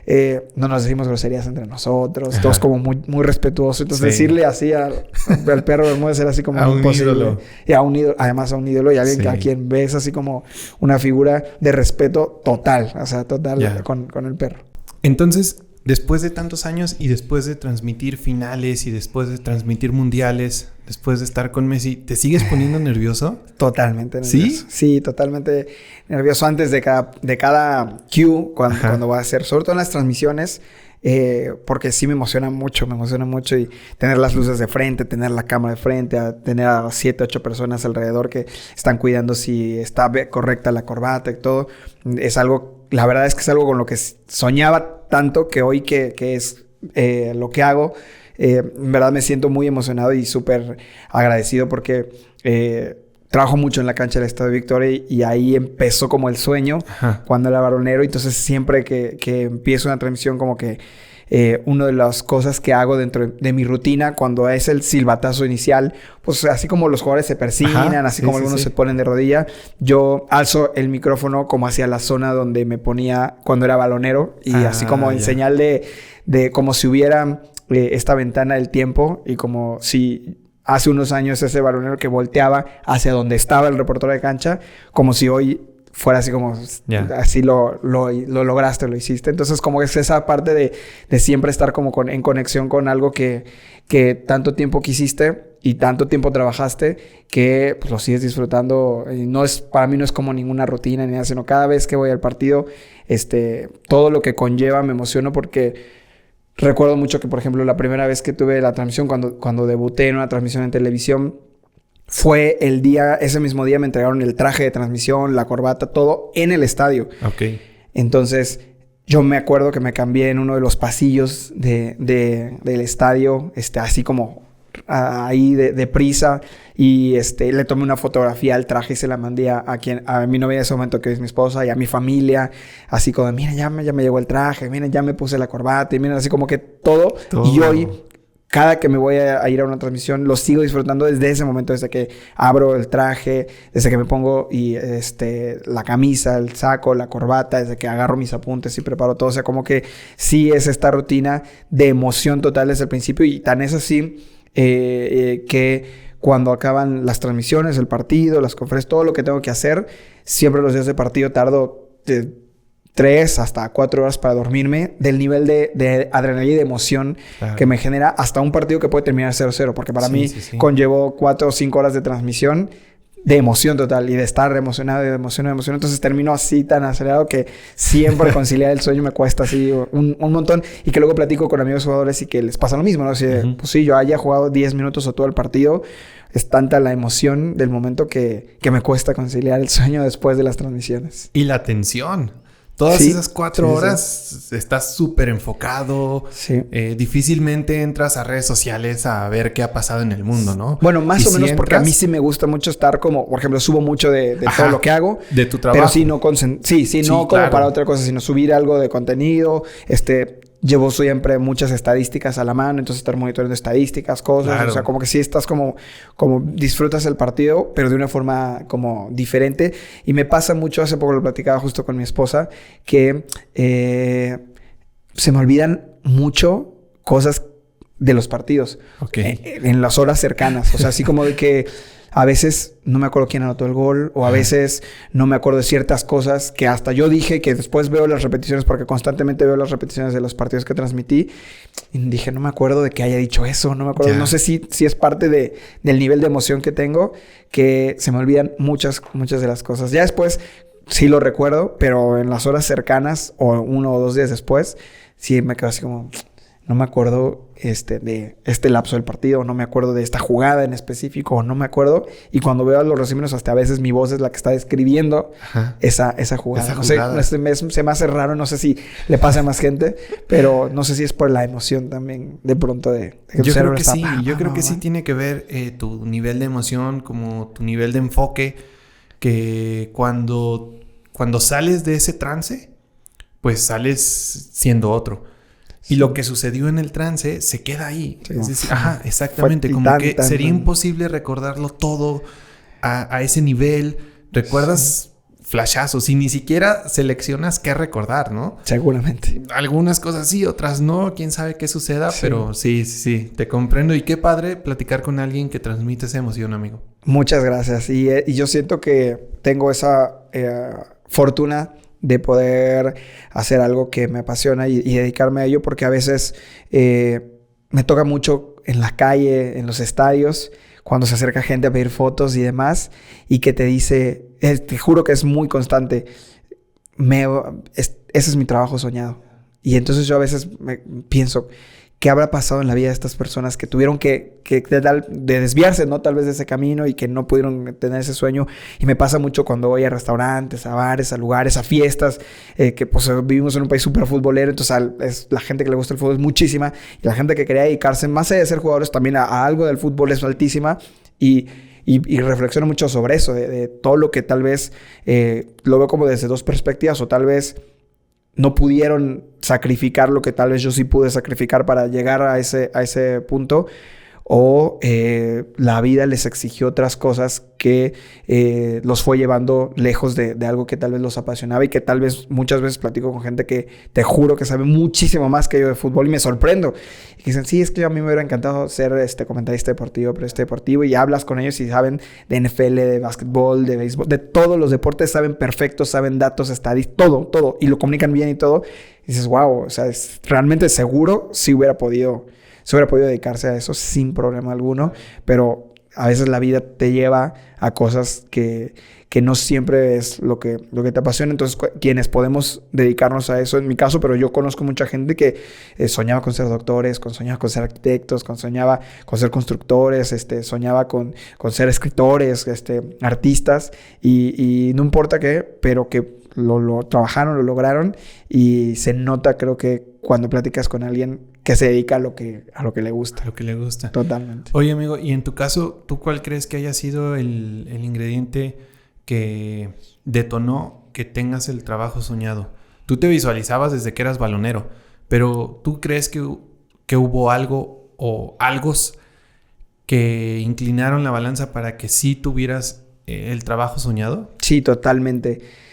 Y yo creo que cuando lo empiezas a ver en perspectiva, hay situaciones que sin darte cuenta en el momento fueron siendo piezas de un rompecabezas que fueron las piezas exactas en el momento exacto. Y si hubiera quitado cualquiera de esas piezas en el camino que en su momento tal vez yo ni siquiera sentía como que tenían un valor importante, estoy seguro que no lo hubiera podido conseguir. Y yo creo que en mi caso y tal vez el de muchas personas con profesiones como luego de este tipo que son llamativas o que tienen que ver con el tema público, son piececitas a veces tan pequeñas que si faltara una de ellas el resultado sería diferente, y que tal vez poniéndole un poco de nombre o adjetivos podría ser, en mi caso, mucha persistencia, tocar muchas puertas, buscar hacer muchos contactos y conocer mucha gente que ya estuviera dedicándose como a eso, y no quitar nunca el dedo del renglón, sacrificando como todo lo que tuviera que hacer. Tuve también, entre suerte y fortuna, de descubrir desde muy joven qué era lo que quería, y entonces tuve mucho tiempo para poder hacerlo, porque a veces hay gente que, pues tal vez es muy común, y creo que no está mal, de empezar a hacer algo y en el camino descubrir que hay algo más que te apasiona, y entonces tal vez no es que hayas perdido años, pero pues tienes que recuperar un poco el camino y decir, bueno, pues tal vez hubo quien empezó a una mayor edad y entonces tal vez tarda un poquito más. Pero en mi caso creo que fue esa fortuna de decir, desde los 14, 15 años tenía tan claro, que entonces desde esa edad empecé a hacer pequeños pasitos que después me di cuenta que sí fueron acercándome como a llegar a ese destino que pues tal vez en su momento se veía así como imposible o totalmente lejano. ¿Y ahora qué te emociona? Ya transmitiste un mundial, finales. ¿Qué te emociona? Hoy me emociona el poder ir creciendo junto con el tema de lo digital, porque hoy creo que lo que antes era como visto como, incluso hasta para muchos, o en mi época, la puerta de entrada a los grandes medios, que era como el tema digital para muchos.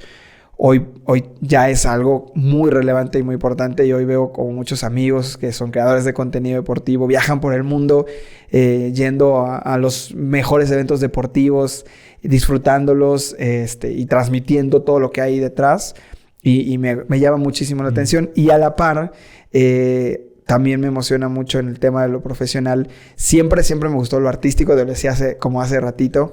Siempre dije que le cuento a la gente que tal vez si no me hubiera gustado ser periodista o comentarista deportivo, me hubiera gustado algo que es lo que tuviera que ver con lo artístico.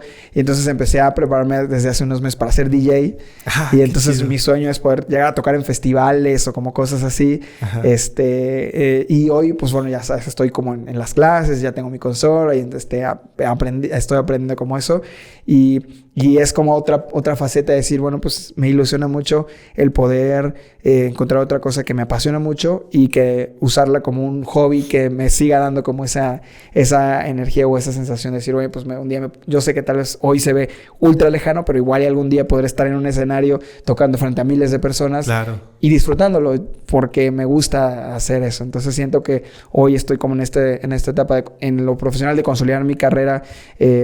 Tengo como objetivos, así como los jugadores tienen objetivos de llegar a ciertos partidos, yo contabilizo mis transmisiones en televisión y tengo como así ciertos objetivos.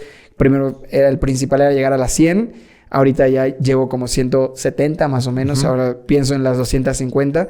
Y siento que eso me va a ir ayudando también un poco a crecer en todo lo que conlleva. Entonces ahora, eso es como veo un poco el futuro desde mi perspectiva. Qué padre. Hace tiempo vi un par de meses que subiste una historia de un niño narrando una jugada de fútbol. Creo que estaba imitando a Vaca. A Vaca. ¿No? Pero qué padre ver que también hay un nicho de fanáticos que quieren llegar a ser comentaristas o reporteros de fútbol. Es padrísimo. Sí, es padrísimo. Y cada vez más. Me ha pasado varias veces. Hice igual un reportaje de un niño que se aprendió el minuto con 50 segundos que duró la narración de Paco Villa cuando quedó Cruz Azul campeón. La novena. Cuando empezó de 23 largos años tuvieron que pasar. Hizo una letanía Paco porque él es de Cruz Azul y con una emoción increíble. Y un día me escribe una persona y me dice, oye, ¿puedo compartirte un video de mi nieto? Porque pues tal vez seguro te gusta, de aquí de Aguascalientes.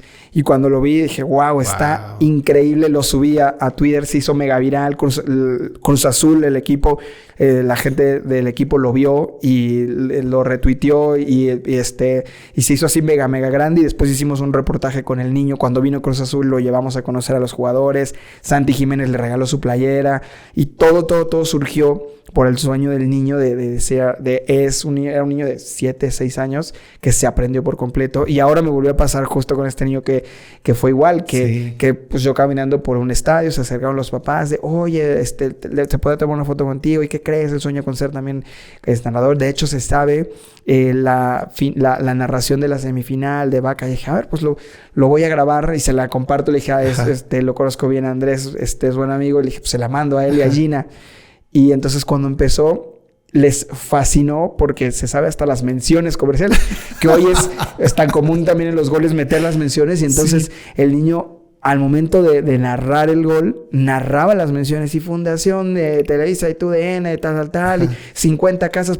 Y dije, wow, o sea, en verdad se aprendió hasta eso. Y me decía un amigo que es que creo que el escaloncito abajo de que te paguen por jugar fútbol, pues debe ser que te paguen por ver o transmitir fútbol. Y creo que sí, que a los que nos apasiona tanto el fútbol, pues sí, efectivamente, creo que muchos soñamos con ser jugadores, pero el estar cerca del fútbol, que puedas dedicarte a ver y transmitir fútbol, pues siento que es muy padre. Y sí, ya cada vez hay más niños que sueñan con eso, con estar cerca del fútbol desde esa perspectiva. Exacto, y creo que como medios de comunicación tienen ese poder y responsabilidad al mismo tiempo de que hay niños que ya los están siguiendo. Y así como hay niños que se vuelven fanáticos de Guiñac, hay niños que se vuelven fanáticos de los comentaristas, de los reporteros de cancha.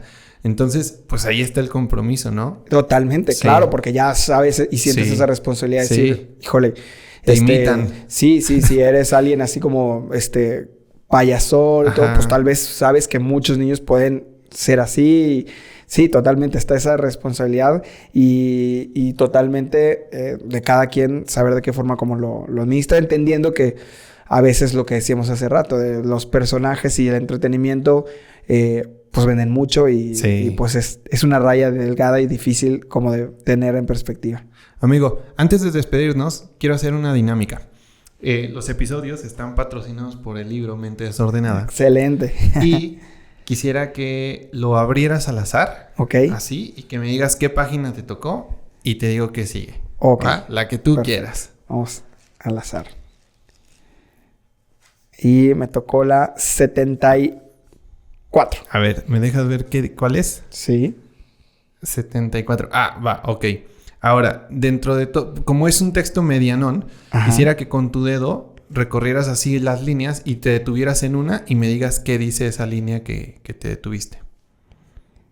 Dice, pues me gustó esto. Hay muchas cosas que disfrutamos haciéndolas y aún así les llamamos pena. A veces, en realidad, nos referimos al cansancio. ¿Valió el cansancio o valió la espera? Ah, ya. Es que es el de valer la pena. Sí. Que decimos mucho la frase valió la pena, pero en realidad lo que queremos decir es valió el cansancio, valió la espera, valió la soleada. ¿Y qué opinas de esa frase? Increíble, increíble, porque hoy vivimos en un tiempo en donde la inmediatez rige mucho mide mucho nuestro desempeño en todos los sentidos, en lo profesional, en lo personal. Conoces a alguien y a los 2 días quieres que sea tu mejor amigo. Tal vez en tema de relaciones conoces a una chava y a los 2 días ya quieren vivir juntos. Entras a un trabajo y a los 2 días ya quieres ser el jefe. Entonces siento que todo eso es por el tema de la inmediatez en la que hoy vivimos. Y a veces cuando empiezas a ver que construir algo, no importa si es en lo personal, en lo profesional, en lo emocional, a veces lleva su tiempo, pero que ese tiempo va a valer totalmente como la pena. Y entonces ahora que lo veo y que veo, no solo valió el cansancio, pues totalmente valió el tiempo. En mi caso, por ejemplo, hasta queda como anillo al dedo, porque yo un tema como muy personal que tengo con mi esposa, es que lo platico, es que siento que perdí como muchas relación, amistad cercana, porque mi trabajo son los fines de semana y desde chico trabajo en esto.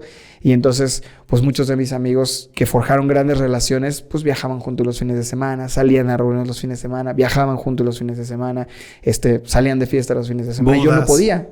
Bodas, eventos, todo. Sí. Y yo no podía y no puedo muchas veces estar. Y entonces de pronto sí como que te frustra, pero leer, por ejemplo, este tipo de cosas y decir, bueno, pues sí, tal vez era distinto, pero hace que todo valga. Al fin y al cabo, valió la espera de tanto tiempo de todo eso. Entonces siento que sí como que va muy ad hoc y en la vida en general. Me gustó bastante. Mira, préstamelo. Qué curioso que haya salido ese, porque al final, tú que estás en los medios de comunicación, yo me fijaba mucho como en el lenguaje. O sea, en las palabras. Y dice... por aquí en algún lado menciona que... Bueno, ya no sé si es pero en algún lado menciono que el lenguaje nos moldea. Entonces, el estar utilizando constantemente la palabra pena no vale la pena. Y por eso la sustituía como valió el esfuerzo, valió el cansancio, valió la espera. De hecho, creo que sí, en las primeras líneas leí la palabra pena. Ajá. Pero entonces, bueno, al final dice, yo creo que no vale la pena usar tanto la frase, valió la pena. Sí, por esa parte de pena, como que ya trae una carga, ¿no? Esa. Exactamente. Totalmente. Qué padre pensamiento y qué real y además en mi caso muy ad hoc. Muy ad hoc. Amigo, la pregunta que les hago a todos y le da título al podcast, Estos Somos, quisiera preguntarte desde tu punto de vista, con lo que has estudiado, con lo que has vivido, ¿qué somos? Como personas. Como especie, como sociedad, como personas. Para ti, ¿qué somos? Híjole, para mí, digo, por lo que, por ejemplo, me dedico, siento que somos, sociales por naturaleza, que estoy convencido, a pesar de que hay pocos casos de que tal vez no, pero que estamos hechos para ser sociales, para tener amigos, para tener una pareja, para convivir con gente, para tener alguien con quien platicar, para tener con quien llorar, de quien enamorarse, de quien de pronto decepcionarse. Siento que somos sociales y que, insisto, ¿no? Aunque a pesar de que hay gente que disfruta mucho de su soledad, estoy seguro que de pronto cuando sale con alguien, cuando ve a alguien, cuando abraza a alguien, hay algo dentro de sí que vibra, hay algo dentro de sí que se mueve, y ese es el claro ejemplo de que somos sociales. Yo me considero una persona muy, muy social en ese sentido, no social solo de salir, de todo, sino soy alguien que le gusta platicar con la gente, que le gusta escuchar a la gente y que está convencido de que está rodeado de gente, además de que forma o termina por darte parte de tu personalidad, puede o ayudarte a mejorar o hundirte más. Entonces el tema de lo social para mí es como súper característico de nuestra especie o de las personas. Qué bonito. De hecho hay un libro que se llama Sapiens, en el que se argumenta que nuestros genes son hechos para vivir en manada y que tenemos que aprender a estar solos, sino que por naturaleza no lo traemos de fábrica, ya es instinto de soledad y nos cuesta. Sí. A algunos más que a otros, pero sí. Qué chido. Muchas gracias, amigo. Te agradezco un montón. Al contrario, estoy muy contento de haber estado por acá. Disfruté mucho la plática, disfruté mucho el café y pues también el poder platicar de cosas en torno a algo que me gusta tanto como el deporte y que no siempre lo platicamos, como todo lo de los valores y todo. Sí, entonces, muy contento y gracias por la invitación. Muy feliz. Quedó padre, ¿no? Mucho. Sí, quedó chido. Gracias por escuchar este capítulo. Recuerda visitar nuestras redes sociales Facebook e Instagram, así como nuestro canal de YouTube. Búscanos como Estos Somos Podcast. Puedes dejarnos algún comentario sobre alguna idea que te haya gustado o que no te haya gustado, así como sugerencias de invitados que te gustaría escuchar. Mi nombre es Omar Bazán y nuevamente gracias.